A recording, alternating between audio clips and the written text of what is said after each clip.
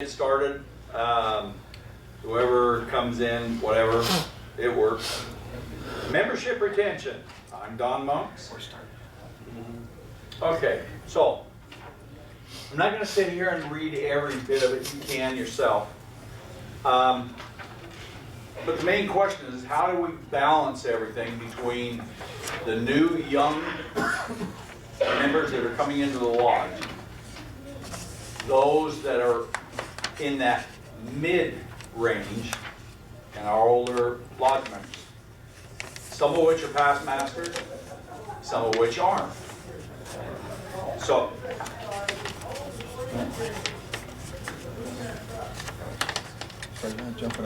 how do we balance all of that? F5. F5. You gotta do them at the same time? No, F5 key. Oh, F5 key. Hey, What was that about the old and the new? The old and the young, excuse me? F5, F6, F7, one of them. Let's start pushing it. I didn't realize I was on 5, but hey. Sorry. How to use a computer. Yeah, right. And you got to realize, whenever I have an issue with my computer, I call up one of my grandkids from next door, and I say, "Hey, come on over. I got a problem." And they come over, and Papa get out of the way, and that screen is just flashing in and out and all over the place. And all of a sudden, it pops up exactly what I want. And I go, "Wow, how'd you get there?" "Just call me." And they leave. Romper room's on TV, they don't want to miss it. Yeah. They're not scared of it. They're not scared of tearing it all up because they know how to reconstruct it. I'm scared to death of losing something that I have with these two fingers typed in. I hate it. That's because you bought it. I know, it is. Okay, so how do we balance all of the diversity of the members of our lodge? How do we keep them active? How do we keep them involved? What do we have to do to get there? How do we mentor our new younger Masons in being interested in the business of our lodge? Because that's what we are. We're a business. Yeah? It's Freemasonry. Yes? We're a nonprofit entity, and we're a fraternity. But we're a business. And if we don't take care of business, we don't exist. We'll lose it. So how do we teach our young members, because we really haven't taught the older members we've got. They didn't learn it because their forefathers already knew it and ran it that way. They didn't pass and teach that along to the rest of us. Okay? So we're now trying to learn, for the most part, what we need to do on the business side of it. How do we bring in new young members? And as one participant said, how do you keep a young member? Well, you just throw them in a chair immediately. Well, and that's kind of hard because you throw them in a chair, and when I first went in, you prove up on your Master Mason degree, and they grab you and shake your hands and run you right over to the junior deacon's chair and sit you down. Yeah, and they put the apron on and the whole where's the jewel, the collar, and you're going, what do I do? Don't worry about it. The master will tell you. And it's about the third meeting that you finally got through a lodge officer's book to read some of the duties that you're supposed to do. We can't do that anymore. We lose those young men that are coming in. They don't want to do business like that. They want to know coming into it what it is going to be expected of. How do we encourage our older members to do that one sacred word? And it's not no. That one sacred word that they have so much trouble with. Change. Okay? Change, oh my God. When I was a Mason, I was taught that A person had to approach me 3 times for me to be able to talk to them about masonry. I cannot talk to anybody about masonry. Hey, that was a long time ago. That system is long gone. It doesn't exist anymore. How do we get those masons that were brought up during that time to accept the fact that our fraternity has dramatically changed? Why? Because our world has dramatically changed. The internet, computers, technology, all the things that we have. You know, I thought, boy, I finally got on Twitter. I asked my granddaughter, hey, I'm on Twitter. Oh, geez, that's old stuff. You know, I mean, it's long gone. The kids have already moved past that. It's moving fast. We're finding out all over the world what's happening just like that in an instant. So how do we get those past masters, those old-time masons, to change their attitudes? Because if we don't change their attitudes, they're going to chase the young masons off. Because they're not going to do what we need to have done to energize those young masons to be in the lodge. Okay? They need to mentor. They need to teach. Can't have them teach in the manner that they were taught. We have to change the way and the direction of what we're doing.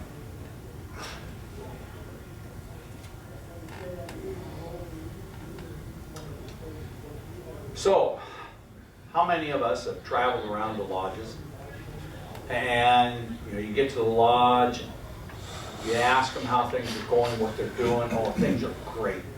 We meet on this day, we do our stated business, and occasionally during the year we do a degree. Things are phenomenal. Okay? How do we communicate to the people in these lodges that when you ask, how is your membership? Are you retaining a level with those you're taking in, with those that are dying off? And they go, oh geez, no, we had 12 die last year and we took in one year before last. Hey, it doesn't work, okay? You're getting down to the point where you're not taking in enough revenue to keep the doors open. We met with a lodge in Eastern Washington, over here, that basically had 3 members that were keeping the lodge doors open. And they would meet once a month, and out of their own pockets, they'd pull the money to pay the electric bill and the water bill. Not a one of them was under the age of 85. Okay? The oldest was 92. So, unfortunately, they're in an area that is basically dead. And they are not going to attract others. But how do you get them to change, to understand they need to sell and they need to move in with another lodge? They're bound, determined, they're going to bring in new members and they're going to revitalize their lodge. They don't want to be listed as those brothers that closed that lodge down. How do you get them to change? Because in another year or 2, lodge is gone. You just, one of the things that Grand Lodge can do, especially district deputies, is when he realizes things like that are happening, he goes to the closest lodges and he says, we need to visit them. We need to have a little dinner for them. We need to do some of this stuff so that they become close compadres. Closest lodge is 70 miles. Then, See, that's half the problem over here. I hear what you're saying, and you're right. In our areas where our lodges are a little bit closer, or in areas where there's a little more population, but the nearest lodge is 70 miles, and that town has very little draw of business. they're in a district though, right? They're in a district, and the district's probably going to close. The reality is, One more strike. one more strike. We're down. We've got 4 lodges in the district. this lodge is probably gonna close. You got 3 lodges, and 2 of those are probably going to join. It's out of curiosity, and I just haven't seen that happen in Southern California years ago. Is it possible that there is another organization that they can either lease the building to, which would still give them the opportunity to meet there? But I mean, with 3 men, you pretty much have a club, not a lodge at that point, right? I mean, it would be sad to see them lose the lodge entirely, but kind of put a no return. I don't disagree, but the problem is you don't have any service organizations in the town. Very small population. What people do live there are larger landowners that are on the outside, on the outskirts, the fringes. They run cattle, they run sheep. You know, you don't have a whole lot. Our lodge is Burlington United 93, myself and Brian here. And Burlington United, it was 2 lodges. It was United Lodge and Burlington Lodge. Burlington Lodge was down to nothing, struggling, barely could keep it going. United was down to nothing. Everyone was just, both of them were. And no one wanted to merge, And finally they did. And we're coming out of the woodworks. But we're cash heavy now. We got a lot of money. We sold a building. We became one. And if I could relay any message from that is, if you know much about forest, the best thing for a forest sometimes is to burn it. It'll help you become a better, stronger forest. And sometimes the hardest decision to do is to say, we need to close that lodge down, cut off that bad part that's almost dying, unite with this other lodge, become one that's stronger and better. Definitely was tough. There's still a lot of sore few brothers who won't even come to lodge because of that uniting.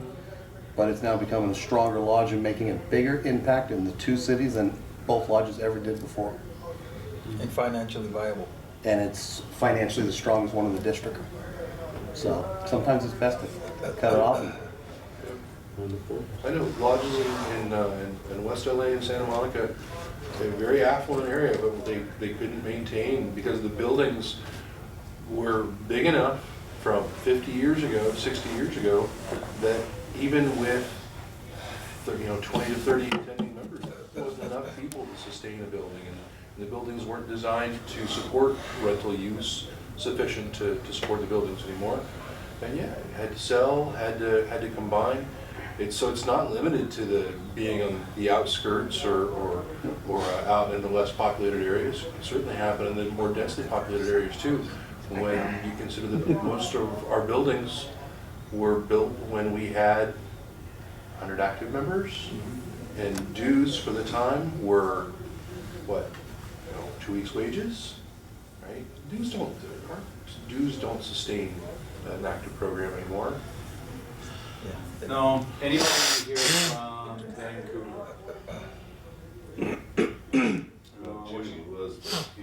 Jimmy was, but he took off, so. And I don't know which lodge down in the Vancouver, Washington area it was, but we got a call from the master. And the master said, I had this unusual meeting that occurred.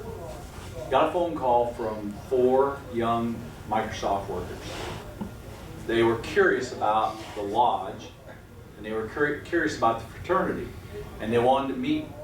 So the master met them. They sat, they talked, he went through everything, and at the end, the question that they had was, how much are the dues? And when he said $45 or something like that, all 4 of them just stood up and walked out.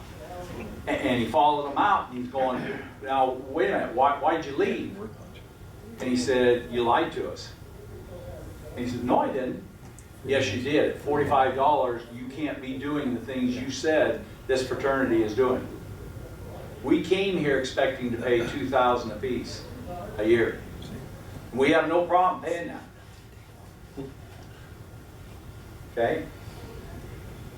That's one of the biggest problems in Masonry altogether, is everybody feels that we can't raise dues, we can't raise dues. And they say that, you know, we're gonna lose members. Well, the fact is, you raise dues, you gain members, because some of those brothers come back. There's a lodge, I'm not gonna tell you where, but their dues are each member's 1 week's pay. I don't care how much you make, $100 or $1,000. Your dues are it's that. So you don't have to ever go back, redo your bylaws or anything. That lodge is packed 100% every meeting. Because they know that the lodge is worth it. It's worth it, and you have ownership of it. That's right. But what about the retirees on a fixed income? How do you get, how can you get them to Well, I'm sure they keep raising? compensate for it. Lifetime memberships, Grandfather. whatever. Exactly. There has to be a way to compensate for that Right. person that doesn't have the ability. But it's up to the individual lodge on what they're going to collect. And the lodge should be collecting enough money to keep the doors open and make money for whatever philanthropy that they want to do as a lodge. But most of the lodges that I know of that are having financial problems, if they assess the membership, the ones that are on retirement are having the hardest time paying the assessments because they have their money scheduled out and health insurance keeps going up. And so they don't have any flexibility built in. So how can we keep the You the take into older members? consideration that that lodge for years and years and years and years have been doing that. They're not broke. The lodge is not broke. You get somebody who's making $80,000 or $90,000 a year and he's paying 1 week's pay for dues, they're all going to get old, but the lodge isn't broke. Per individual, they may not be able to, but the lodge takes care of it. What about, I understand both ends of the question and everything. If you set up a time progressive type of dues where the newer member you are, the closer to economic equality you are from, that makes it so that the old members who are on a fixed income, they're still there. But newer members, it's already going up here to what time says. It's up to the individual lodge, okay? My home lodge, when we had a discussion about raising dues here a couple of years ago, the point came up that we would not assess those older time members, especially the ones that had like memberships. Make an assessment on them to cover the Grand Lodge assessment. Okay. Immediately, a bunch of them jumped up and said, "How dare you exclude us from this discussion? We want to pay our fair share." Then let them cut the check, and that's fine, right? Yeah. And that's what we did. And those that could afford to do it, did, and the lodge compensated for those that really did not have the money. That's how we took care of it. So each individual lodge is different, can do it differently, depending on what your own economic status is in your lodge. You brought up a question, first question on your first slide was, how do we meet the needs or desires of both the newer members and the older ones who may have different expectations of the craft? And it would seem to me that the first step in that is to give them a program survey so you get a real picture of what they actually want. Give me a list of 4 or 5 things that you would like to be doing in our lodge. And you're going to get this spectrum of activities. We've got 12 to 17 guys who show up regularly at our lodge, and then about 5 argumentative types that show up on a rare occasion. I'm not concerned about building a program around those 5 argumentative types unless they've answered the survey and said, these are the things that we want to do in being active with our lodge. I want to meet the needs of the people who are willing to give their input when it's asked for, not bitch about it after the fact. So, you know, I'm gonna get responses from some of the older guys, I'm gonna get responses from some of the newer guys, and when we have some feedback, some constructive or critical feedback, I'm gonna say, you know, that's fantastic. I know the senior warden wants to hear from you. Let me give you a copy of the survey we did last year, and you can give it to him to help his planning for next year. Because that's how we're gonna drive ownership, is by giving them an opportunity to give that kind of feedback in, and build a program around those who are willing to respond in a timely manner. We did it differently. We established committees. And very simply just outline them for the various needs that we thought they needed to take a look at. And we made a joint effort of all of the age groups, so they could have a legitimate discussion amongst the age groups as to what the priorities were for the lodge. They had to report what was going on. Now, they didn't stand up and they didn't report it at the lodge meeting. They reported it to the master. And then he kept collecting it. They kept meeting, some of them twice a month, some of them once a month, until finally, towards the end of his term, he had pretty much established what the blend of all of the members wanted. And then he laid out to the lodge a program of what they were going to do. And it's been pretty successful. So there's a lot of different ways that you can do things.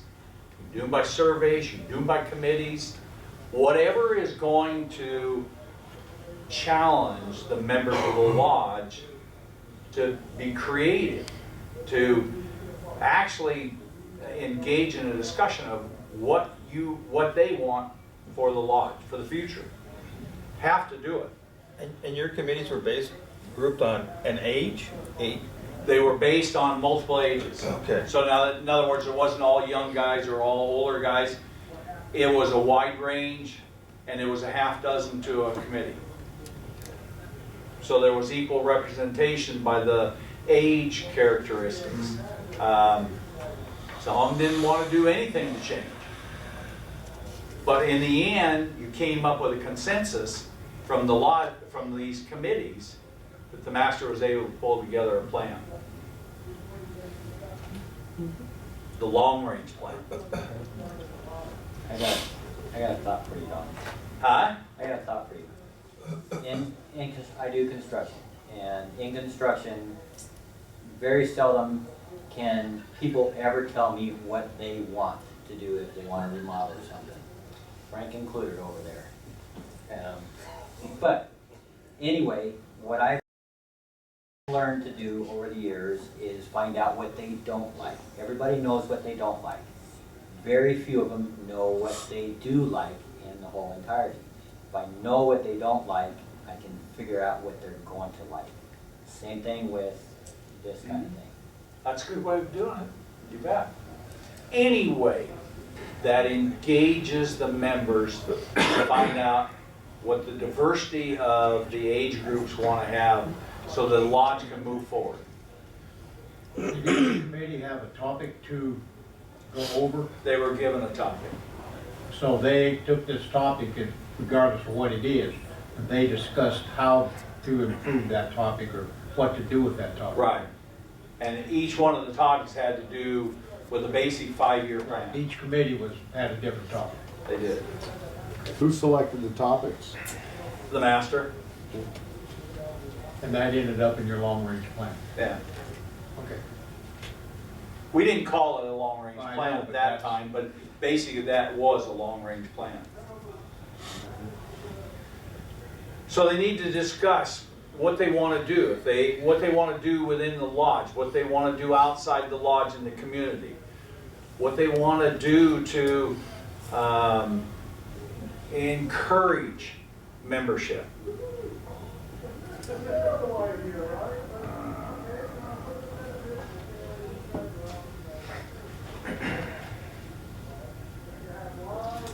Okay, so we talked about the lodge members themselves.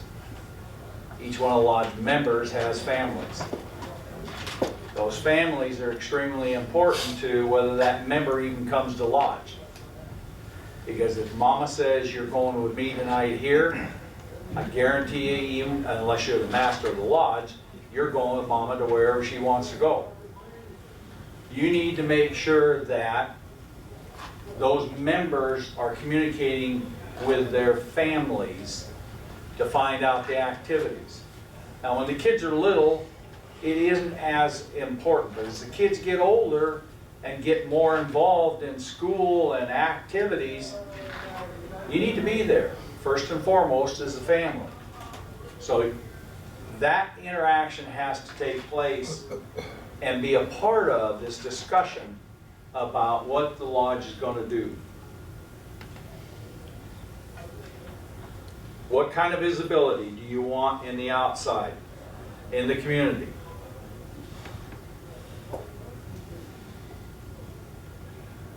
Most of the rest of it you can read. We're going to continue on. We already talked about the long-range plan.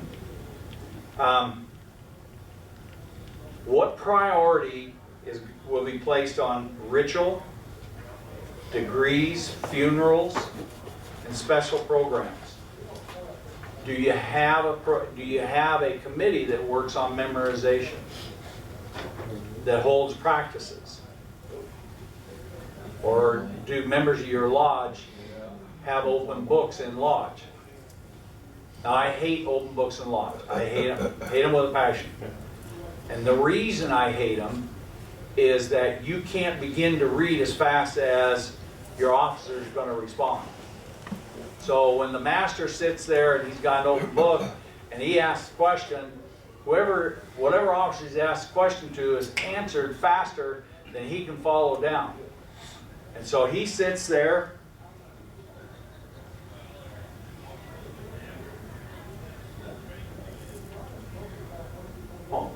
and then he asks the next question. Okay?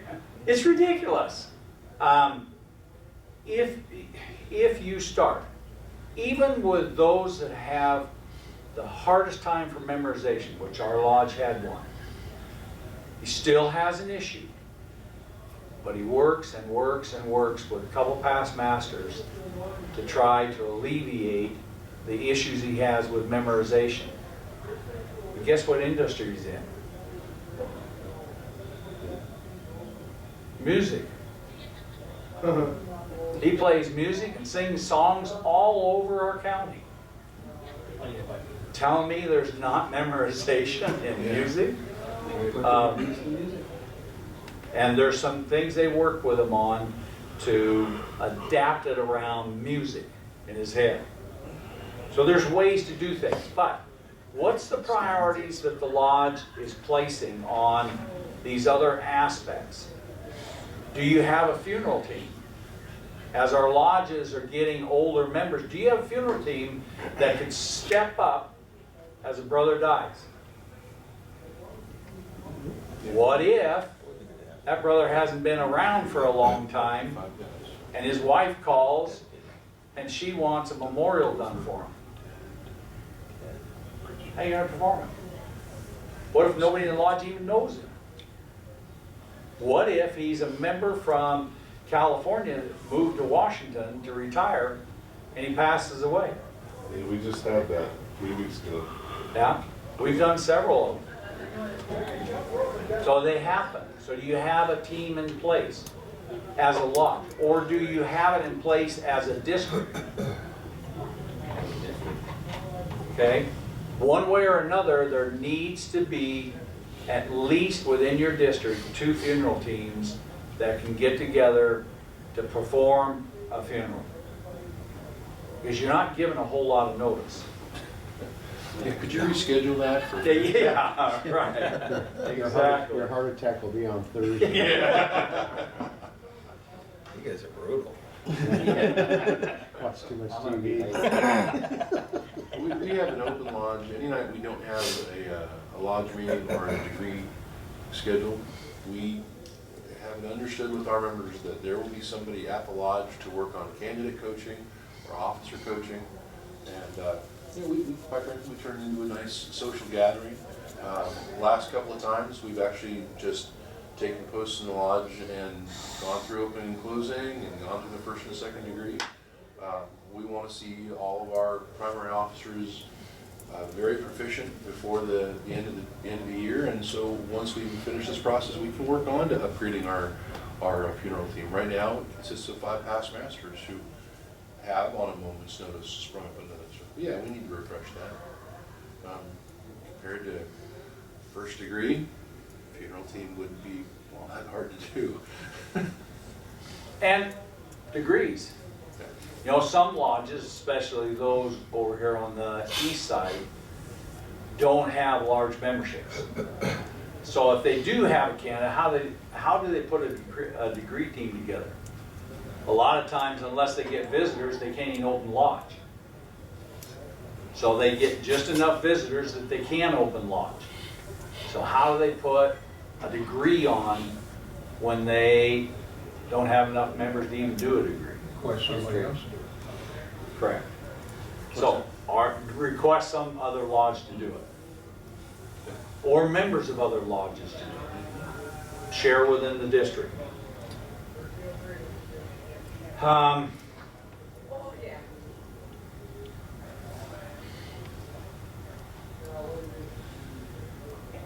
One thing that you're going to come down to after you've gone through all of this planning on your long-range plans of what direction your lodge is going to go, how are you going to pay for it? What are you going to do to pay for it? Now, we talked a little bit about dues, but some lodges have very few dues-paying members, but they have a lot of lifetime members. So how are you going to come up with enough money to keep your doors open and do the things that you want to do? Fundraiser. Fundraising. How you plan needs to be in your long-range plan of how you're going to create the finances to be able to do what you've laid out that you want to do as a lodge. So then, now you've got this long-range plan, and you've got all these various committees. You've got all these ideas that are being put out by the master, and he's at the end of his year, because he's worked real hard all year to get this whole thing done.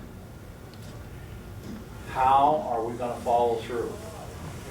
Is our senior warden, is our junior warden on board with what has been discussed and going to happen? Because if he's not, you just wasted a year. So we have to make sure that both the senior and junior warden are on board during this entire process with the long-range plan on the ideas that are going to be incorporated in the long-range plan for the lodge and how they're going to raise the money to get it done. How do we greet and include our newest members into our lodge? I mean, you have a new member come along and he knocks on the door and he says, boy, I'd really like to be a Mason. And 3 brothers step up and sign the petition right away, and they haven't got a clue who this guy is. And they do investigation and they go, you know what Masonry's all about? And the guy says, well, yeah, I've kind of seen some things on TV. Boy, you fit. And so they sign this petition, the investigation is read, he's balloted on, he's brought in, he's made a master Mason, and nobody even knows who he is. Okay? So now, how are you going to deal with that new master Mason? How are you going to teach him the principles of Freemasonry as your lodge wants them taught? How are you going to bring him on board with what you're wanting to do so that he continues on with that?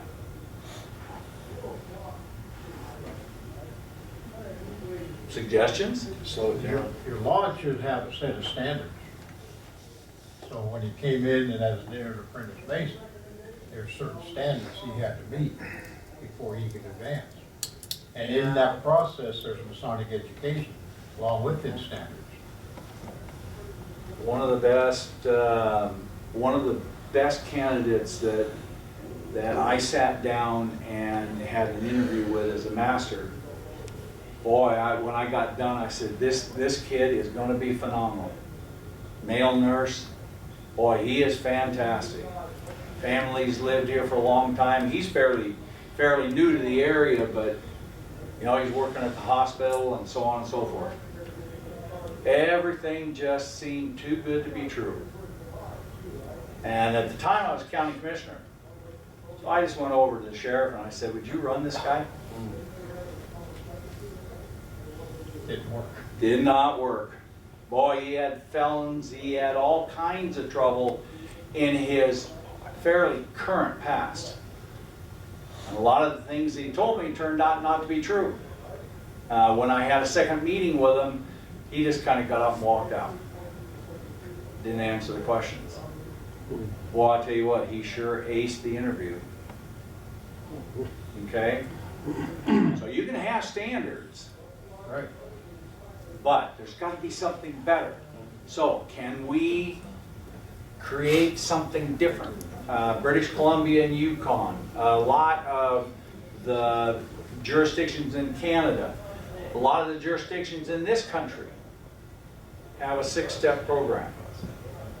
And those candidates have to go through that in order to be able to petition the lodge. And you get an opportunity to sit 6 different times or 3 different times or whatever they set as a standard with that candidate in dinner, talking to them, coaching them, mentoring them on what takes place. By the time that he's met the qualifications, you have a pretty good idea who he is. One of those things, of those standards would be during that process, ask the person, is it okay if we run a background check on him? And if he ends up what you're talking about, he'd get up and walk out immediately. You know, I always ran the checks. Because, A good con artist is gonna say it anyway. Yeah, yeah, but it is true. It's hard. I mean, we're doing a guessing game. If we don't know that individual personally, if we're not good friends with that person individually and have known him for some time, how are we supposed to know what he is, who he is, what he's going to do? Okay, so a lot of this we've already talked about. So how are you going to put it all together? Whiskey? Huh? Whiskey?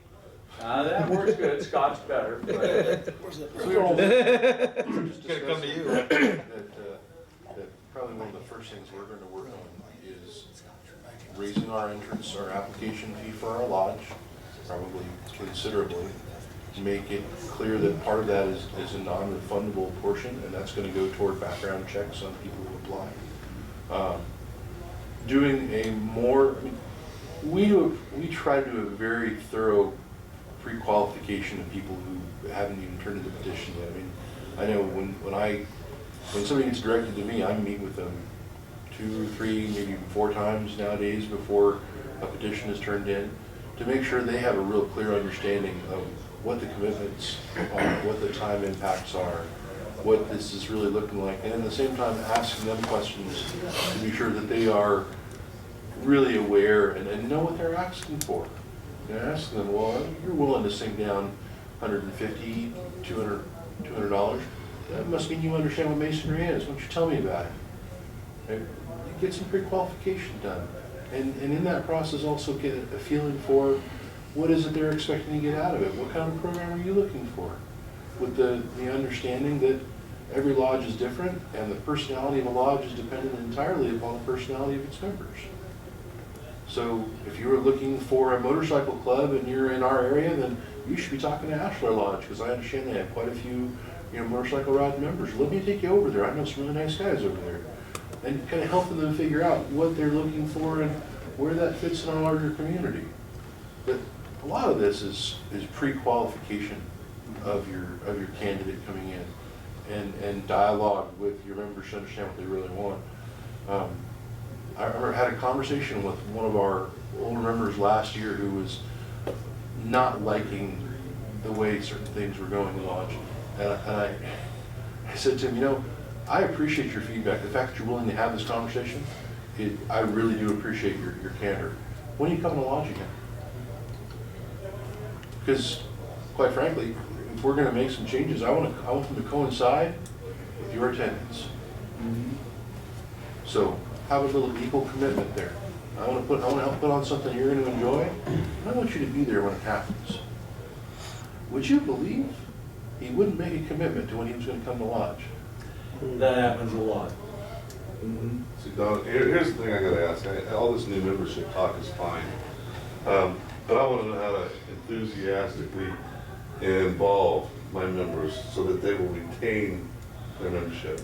So that they will wanna show up to a lodge and participate and be fully functioning members.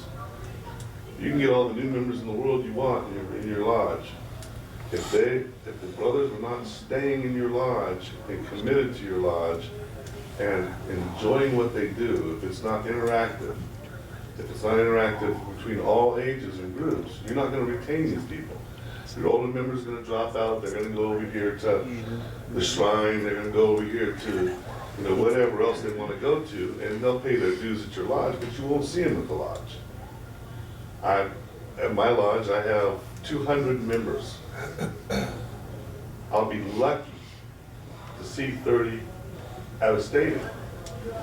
Why? Because these guys pay their dues, they don't stay involved, they go on to other organizations.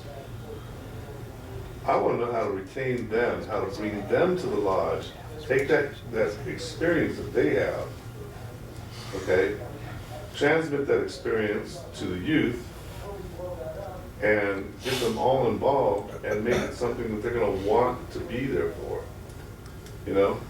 Whether that's given personal ownership, whether that's whatever.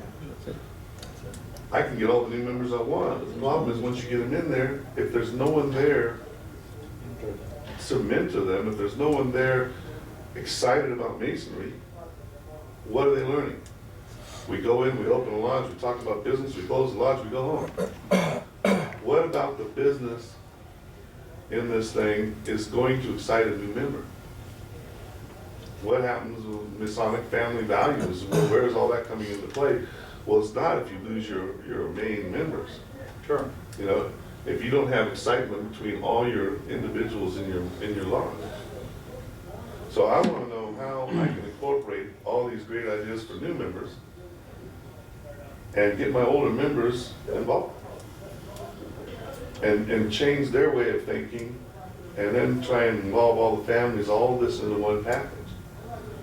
Part of what we talked about here was about finding out what it is that enthuses Right. all those different age groups. That's only a part of it. Right. One of the other classes I did talked about the mentality of the members within your lodge. Right. And they both of these talks fit together because what is it that each of these want to see happen in their stated meeting? Do they want to have something educational? Do they want to have fun? Do they want to, what is it that they want? And how best can you put it all together so that it fits each of the groups? The best way we found was by committee. Putting a half dozen brothers of various ages together and let them discuss what they're going to be doing. What educational aspects do you want the lodge to have for the year, for the next year, for 5 years? What are the things you want to have? What activities do you want to take place within that stated meeting that is going to be most enjoyable, that's going to keep their attention? What are the things that will bring those past masters to lodge every month?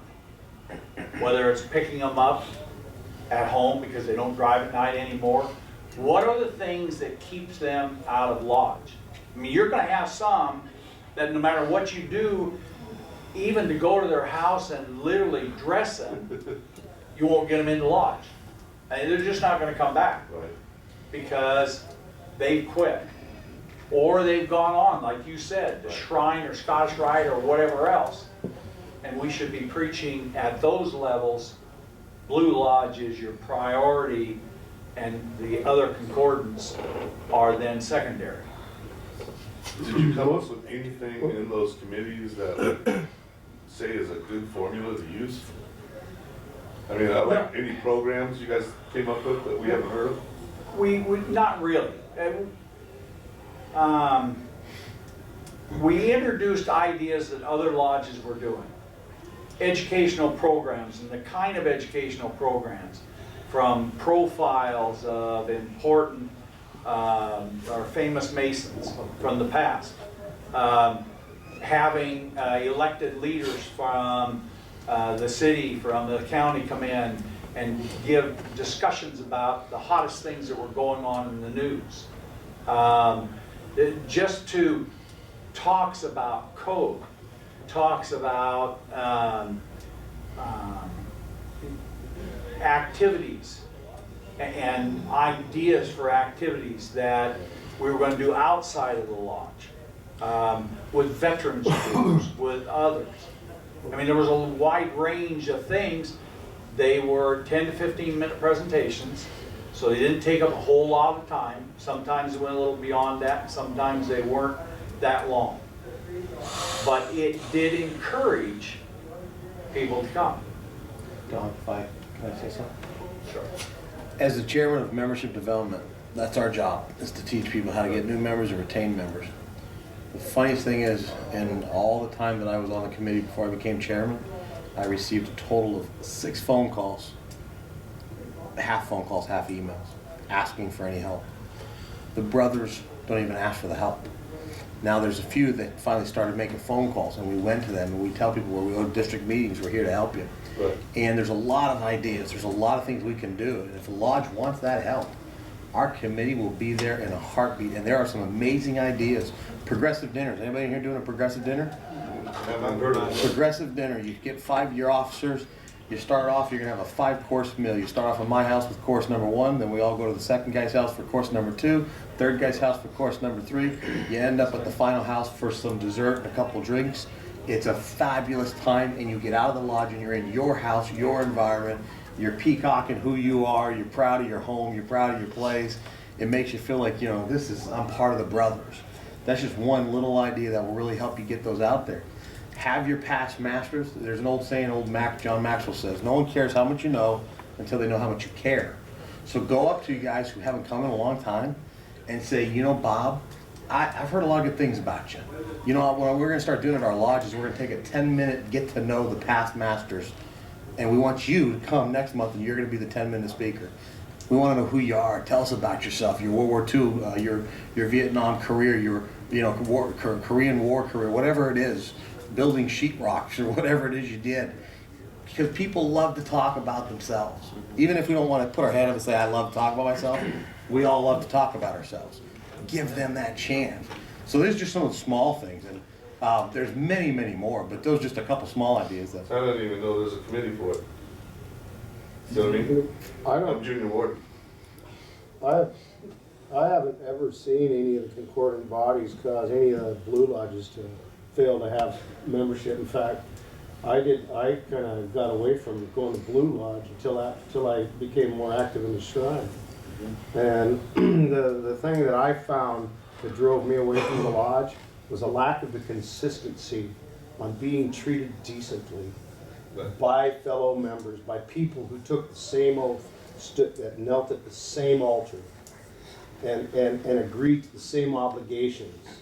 And we do our most damage internally by driving people out and not finding out a way to get them back, and just enter into a dialogue with them in hopes that maybe we can find a common thread, that we can start weaving that blanket to get it back in, because we are our own worst enemies. True. But there is I really don't see any of the concordant bodies causing Blue Lodge to suffer. It's not a cause. What I'm seeing, and I've witnessed myself, is that I have a lot of wonderful brothers in town that I know personally that never stepped foot in my Blue Lodge.